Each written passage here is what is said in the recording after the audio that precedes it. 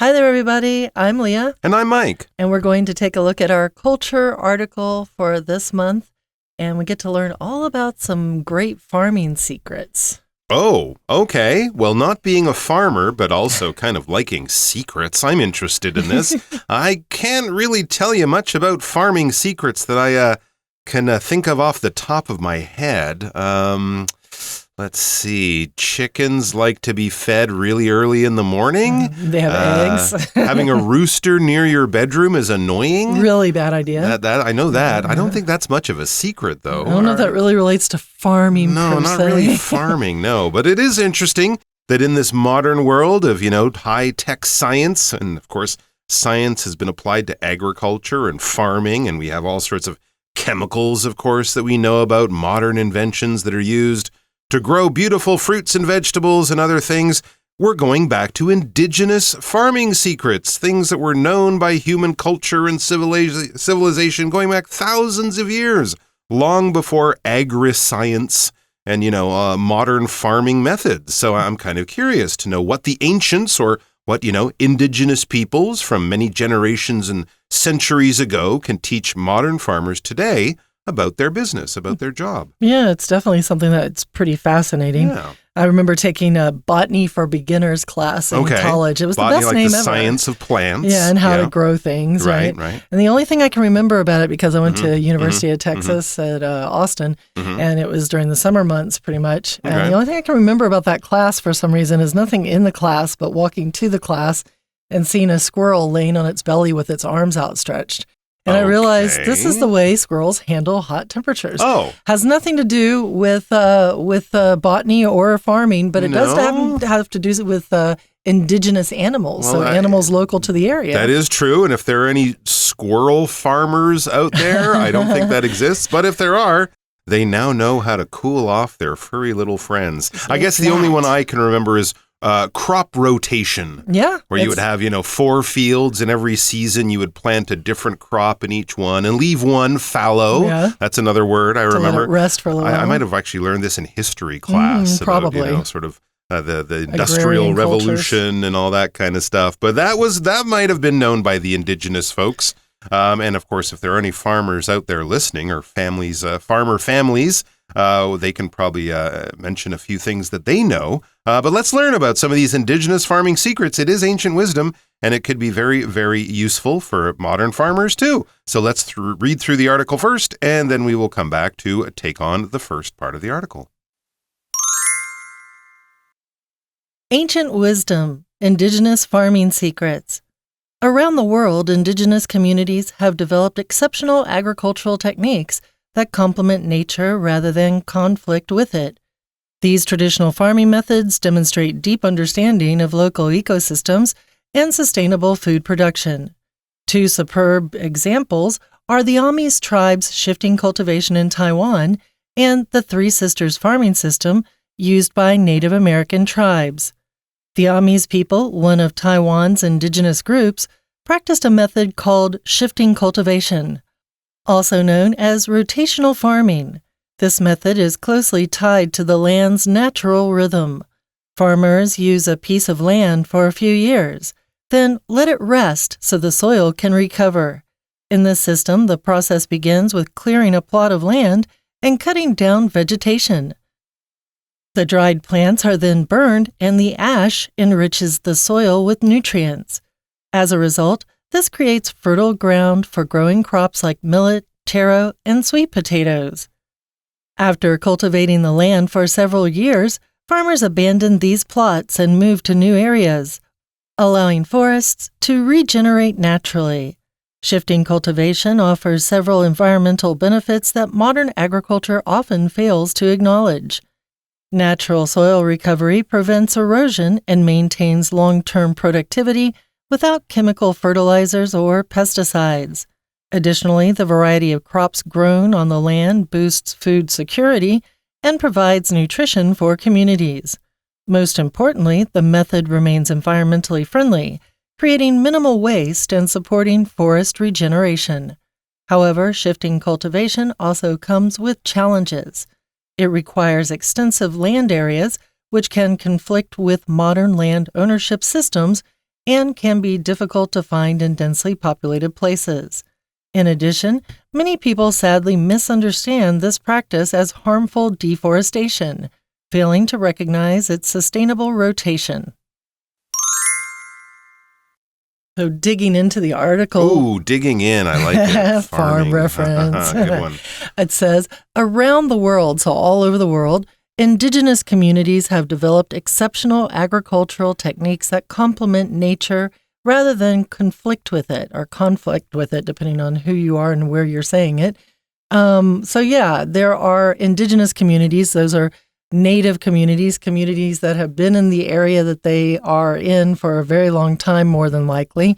So indigenous peoples would be people that are local to that area. They're native to that area.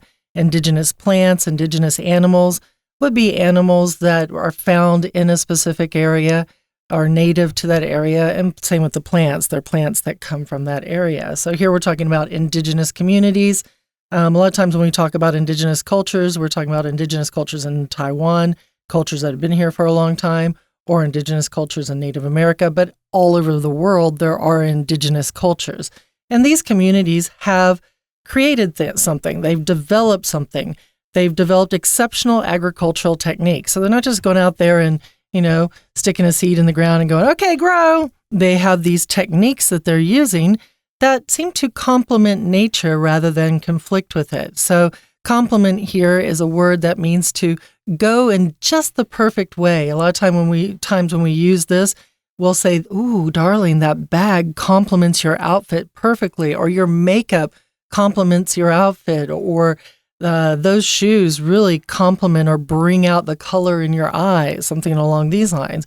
Not the same as compliment with an I, which means to give a compliment, to say nice things about people. This means it goes just perfectly together with other things. So these agricultural techniques go perfectly with nature rather than try to compete with it or conflict with it. Often when we have two things that are on their own, but when we bring them together, they kind of become better than the two of them on their own, then we use that word to complement, right? Often in sports teams or music groups, you might have performers or athletes who complement each other. This guy's really fast, that guy's really strong. Together they make a good team. She's got a beautiful voice, he's got a lovely deep voice, and his guitar playing. All together they create wonderful music. So there you go. So these natural things from a long time ago can work well with modern agriculture to make farming better for everyone. Let's look at it. It says these traditional farming methods demonstrate deep understanding of local ecosystems and sustainable food production. Absolutely. Just because people lived thousands or hundreds or even thousands of years ago doesn't mean they weren't smart, and they were definitely noticing things that we might use science to try to discover and understand these days. People in the past might have just used observation and simple experimentation. You just notice as the years and the seasons, and even as generations go by, what works and what doesn't work in the land and in the environment in which people have lived for many, many years and many generations. So these methods, they demonstrate or they show a deep understanding of local ecosystems. That's exactly what I was talking about. If you live in an area, even in ancient times, people would notice, when the weather changes, when the seasons change, what things, if they plant them, they do well, what other plants seem to struggle. And so they really understand the land in the area in which they live. And so this would also lead them to develop sustainable food production, ways that allow them to be able to produce food, to grow food season after season, year after year, because, of course, they needed a surplus of food. They needed to grow more than enough food for all of those times during the winter or during other times when food production was hard. Here's two examples. They're superb examples. When something is superb, it's fantastic, it's really, really good. It's an excellent example to look at. So two superb examples are the Amis tribes shifting cultivation in Taiwan.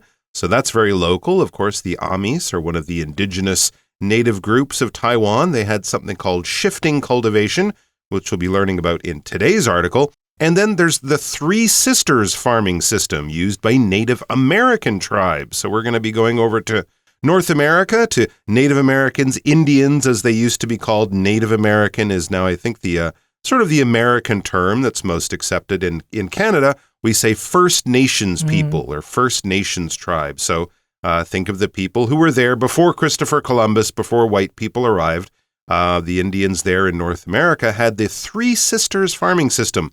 We'll learn all about that tomorrow.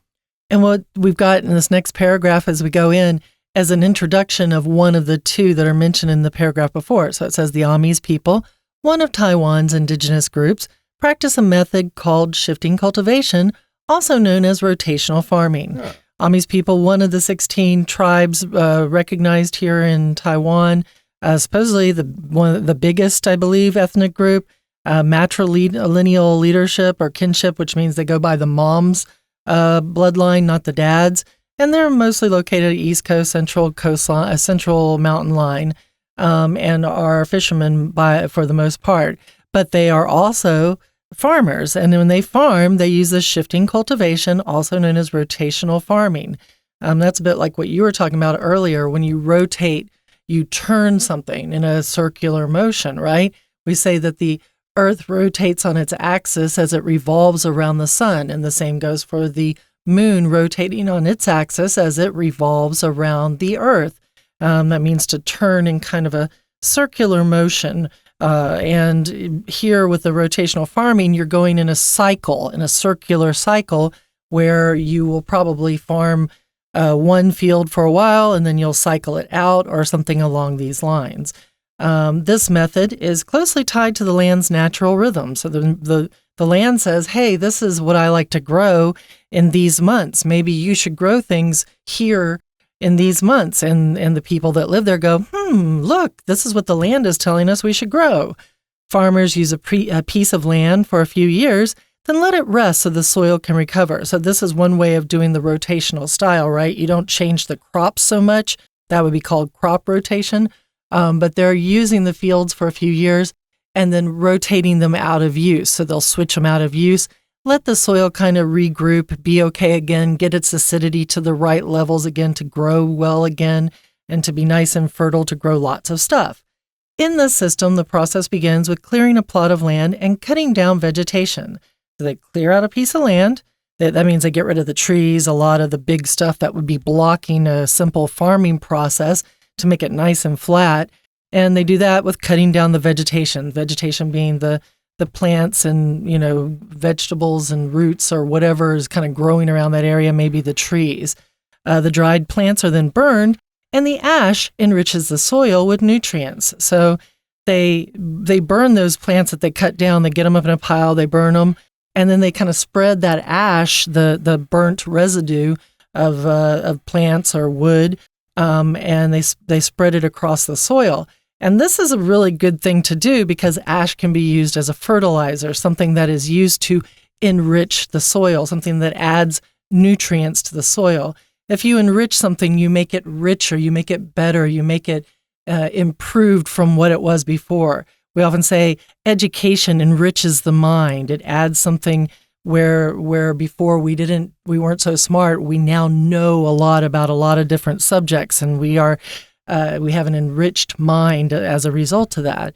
And this ash is enriching the soil. It's enriching it with nutrients. Nutrients are substances that provide nourishment, things that give plants the ability to grow better or animals the ability to grow better. And they can be things like potassium, calcium, phosphorus. Those are the sorts of things you get out of the ash from wood or from plants.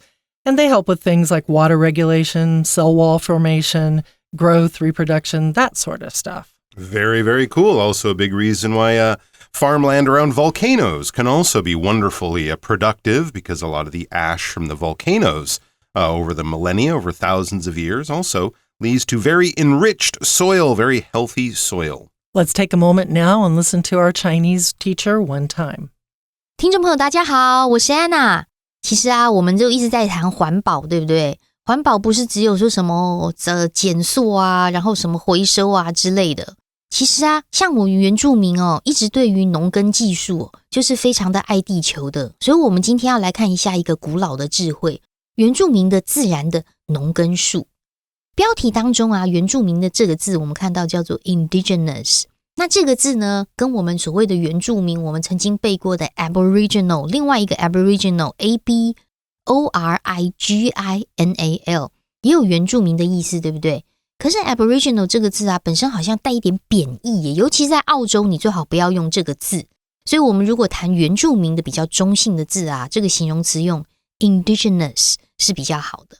好，所以我们这个月已经来到月尾的地方，经过前面几天呢的这个解说啊，大家对于关系子句、限定用法、关系子句简化、打不打逗点，好像都有一些概念了，对不对？我们今天在这篇文章当中啊，还是会一直不断的复习关系子句。例如在第一句当中就有限定用法的关系子句，它的先行词是 exceptional agricultural techniques， 哇，很厉害的农耕技术诶。that 到句尾左右括号，这个农耕技术呢是跟自然和谐的共处，而不是去跟自然对抗哦。从 that 到句尾当中，我们把这个 complement 这个动词抓出来，它其实是补充的意思，补充自然的部分，也就是跟自然和谐共处，并没有要跟它强碰。好，那这些农法呢，当然就是对生态系统是非常的永续的。第二句当中 sustainable 这个字啊，要特别把它抓出来，因为只要是 sustain 持续的、永续的，通常指的就是环保。所以我们接下来今天跟明天要带大家看两个例子。在第一段第三句有一个形容词叫做 superb， 它就是非常非常好的意思，非常非常好的例子就来看这两个。可是这一句话当中也有限定用法的关系子句，但是它有简化哦。我们先把最后面的 used 一直到句尾左右括号起来。好，那这边的关系子句简化，我们先把它添上 which 或 that 跟 be 动词的 is。 第一个例子是阿美族的 shifting cultivation， 也就是所谓的轮耕制度。第二个例子就是我们刚刚说关系子句简化 the Three Sisters farming system which 或者是 that is used by Native American tribes。 我们接下来看到第二段咯。阿美族啊，这个原住民啊，他们用的是轮耕制度。这个轮耕制度就是所谓的轮作农业。在第二段的这边的第一句啊，还是有关系子句简化，但是它是一个补充说明非限定用法的关系子句。那这里我们看到逗点前面的先行词是 shifting cultivation， 逗点之后我们自然而然就可以插入 which is。 我们曾经说过，补充说明的关系子句如果是打逗点之后呢，冠带只能会用 which，不能用 that 哦，特别小心哦。好，那这方法是怎么样呢？这方法就是农民用一块地用了几年之后，就让这个土地可以休息。所以在轮耕制度当中啊，从一开始的这个过程是把一块地清理，然后砍伐它的植坯开始。我们接下来直接看到第二段的第四句哦，这里的一块地用的这个单位词用 plot 这个字，它通常指的就是一小块土地的意思。那接下来干燥这些植物呢，就要焚烧它，而造成的这个灰烬就可以当成这个土地的提供的养分。第二段第五句当中的 ash 这个灰烬啊 enriches the soil， 让土地整个可以丰富起来，因为里面有很多的 nutrients， 有很多的养分。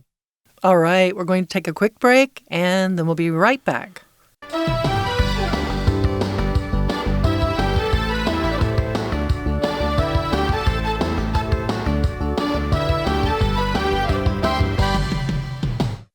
All right, we are back. So let's find out more about rotational farming, this traditional Amis method of cultivation or enriching their farmland by sort of letting some of the farmland rest for a few years.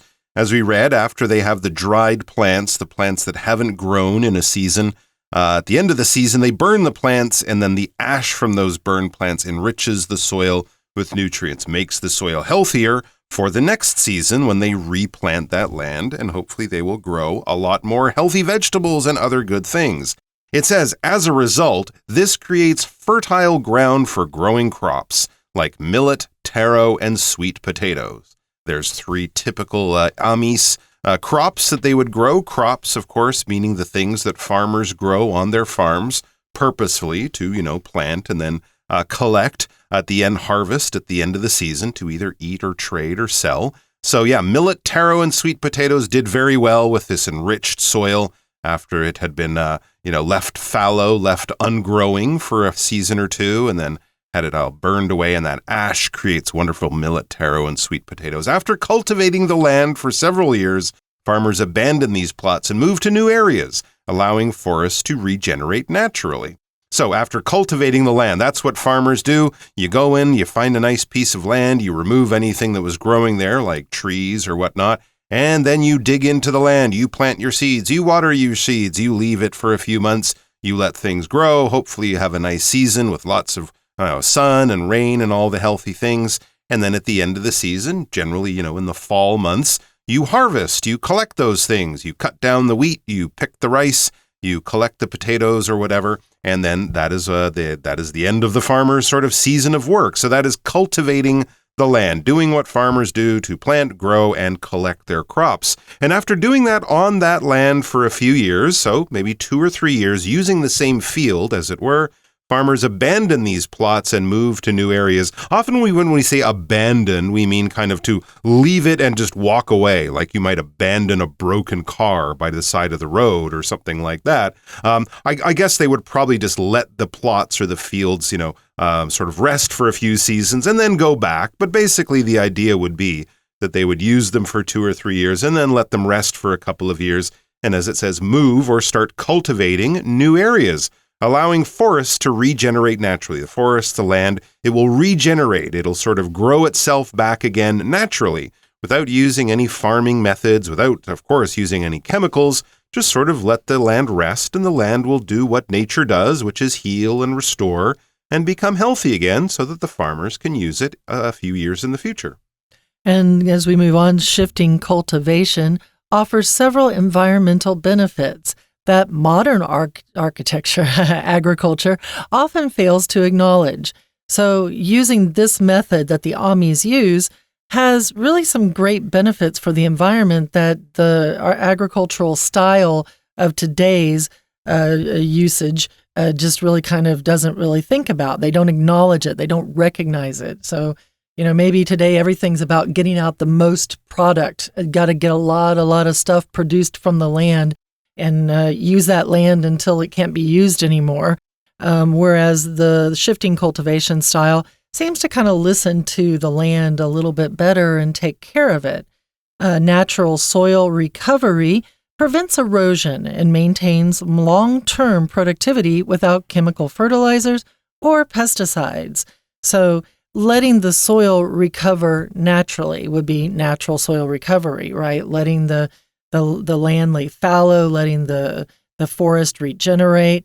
That prevents erosion, and erosion happens when the soil just kind of gets washed away, like when there's a lot of rain in the area and there's nothing really holding the soil together, it'll get washed away. And in some areas, it's a very serious problem because quite a lot of land will be washed away. It'll erode, it will go away, and maintains long-term productivity without chemical fertilizers or pesticides. So it means that over the course of a long period of time, these lands, these farms, these fields will produce more. They will be more efficient at producing something. A lot of times when we talk about productivity, we're talking about office productivity. If you are performing well in your office and getting all your jobs done in a very timely manner, then you are a productive work colleague. You have a good high productivity level. And a lot of times when companies talk about improving employee morale, they want to do it because it also improves work productivity. But here we're talking about the productivity of the soil, how the soil produces products. It produces, different harvests of squash and plants like millet, taro, and sweet potatoes that we mentioned already. And not only does it do it just naturally, but it does it without these chemical fertilizers, things that can add, it can enrich the soil, which we mentioned earlier with those nutrients. You can chemically put that in, but that's not natural. Or chemical pesticides, which are different kinds of products that are used to kill the little animals or bugs and things that go and eat on your plants. Kind of like an insecticide would be more focused for the insects, but a pesticide might include also other things that are considered to be pests that are bothering the fields. And that would be stuff like little mice or rodents that are getting in and chewing on the carrots or something like that. And we don't want rabbits chewing on our carrots at all. No way. Additionally, it says, the variety of crops grown on the land boosts food security and provides nutrition for communities. Yes, this is very true. Back in the old days, they didn't have, a whole food network where you could grow food in one part of the world and go and buy almost anything you want at your local supermarket. No, people's diet and, their food choices were limited to things that could be grown right in their community or very close by. So having food security was very important. It was no good to just be growing one crop. What if that crop fails? If the disease comes in and, kills all your potatoes or something like that, you're going to be very hungry in the fall and the winter months when you can't get more food. So growing different types of crops all in the same season would give them food security, allow them to, be confident that they will have enough food of some type to get them through the winter months. And it's also good nutrition. If you're eating only one type of fruit or vegetable, kind of like doing only one type of exercise, your body isn't going to be getting everything that it needs, right? We need protein, we need different vitamins, we need calcium and other kinds of minerals, and we get those from a whole different variety or a whole different selection of foods that we eat. And this is kind of a problem these days, right? We talk about monoculture with farms and farming areas. You'll go to parts of the world where they only grow one thing, and that's of course possible these days. But if, our food system starts to break down, we might find that people in different parts of the world can get very hungry. Most importantly, it says, the method remains environmentally friendly, creating minimal waste and supporting forest regeneration. Yes, it's very environmental friendly. As we said, no fertilizers or pesticides, no artificial chemicals are put on the land. There's minimal waste. When you talk about something being minimal, it's at the lowest level possible. There will be waste. They will be, burning crops or not using things they could, but at a very, very low level, okay?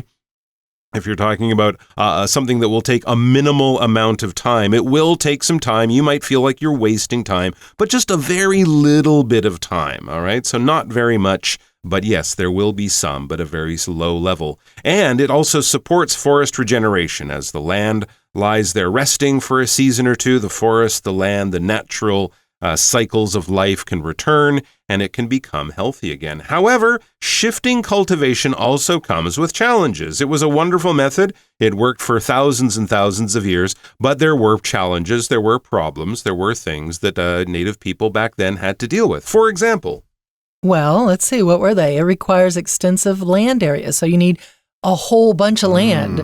Extensive here just means a bunch of. You need a large area of land, and not just one, but lots of them, which can conflict with modern land ownership systems and can be difficult to find in densely populated places. So places where there is a lot of population, where a lot of people live, would be densely populated. It just means that there's a lot of something in that area, mostly normally talking about people. But you could also, I guess, have a densely populated farm land full of lots of animals there. In addition, many people sadly misunderstood this practice as harmful deforestation, failing to recognize its sustainable rotation. So people thought, hey, you're using these fields for a little while and then just causing deforestation. You're not allowing the trees to grow back, which would be wrong. Deforestation is what it sounds like, right? The trees are being cut down and not allowed to really regrow. And they're like, no, that's not what's going on. And because they're not really seeing that, people are failing to recognize that the Amis are actually using this sustainable rotation method. So this rotation is based on what we talked about earlier with the rotational, just means to go in a circle, to change out in a circle, to move in a circle. All right, guys, I hope you are interested in what our Chinese teacher has to tell us now. 而接下来我们看到这样子的养分如何呢？这个养分就可以创造出种植小米啊、芋头啊、地瓜等等这种很肥沃的土地。同样在第二段的第6句，我们把肥沃这个字抓出来 fertile 这个肥沃呢，特别指的是土地长得出东西来的，也可以指的是可生育的，因为人可以生得出小朋友啊，这个动物可以生得出来啊，其实都可以用 fertile， 所以不孕就叫做 infertility。好，接接下来我们来看一下下面的第7句，特别注意哦，它是一个关系子句的简化。我们先把逗点之后的 allowing 还原，是 which allows， 但特别注意这边的 which， 请在前面的这个逗点跟从句首开始的 after 给它一个中括号。中括号的意思就是名词子句，换句话说，逗点之后的 which， 它代替的是前面的整句话，也就是这件事情在耕种土地数年之后啊，农民就舍弃这些土地，搬到新的区域 ，which 这件事情 allows， 这种做法就使得整个土地森林啊就可以 regenerate naturally。所以换句话说，非限定用法补充说明的关系子句有时候打了逗点之后，这里的 which 它其实可以代表的是逗点前面的整句话哦。那你说老师我怎么会知道？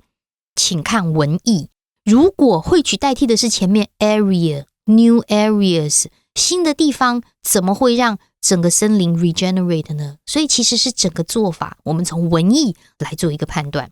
好，接下来我们就来谈到这个农耕制度啊，其实对于环境啊，就是有很大的效益，有好几个效益哦。可是在最后一段的第1句呢，同样也是限定用法关系子句，先行词从 several 开始到 benefits 这3个字，后面 that 到句尾可以把它这个刮起来。这是我们现代的农业啊，常常会忽视的一些环境的效益。我们在最后一段第2句把动词的 maintain 这个字把它抓出来。maintain 是维持一个品质，使品质不降落。所以如果我们可以轮耕的话，这个土地的土壤品质 maintain 就可以维持住。但是如果我们来看到第4句，第4句当中的 remain 这个字呢，它其实是 be 动词的一个概念，它后面加的形容词啊是一个补语，补充说明前面这种方法是非常的 environmental friendly 环保的。所以我们今天看到的是我们的阿美族的轮耕制度 shifting cultivation， 它是一个非常厉害的原住民的自然农耕艺术。我们明天还会看北美原住民部落的3姐妹农法。我是安娜，我们明天见。All right, folks, come back and join us again tomorrow where we'll find out what another group of indigenous peoples do with their land. For English Digest, I'm Leah. And I'm Mike. Take care.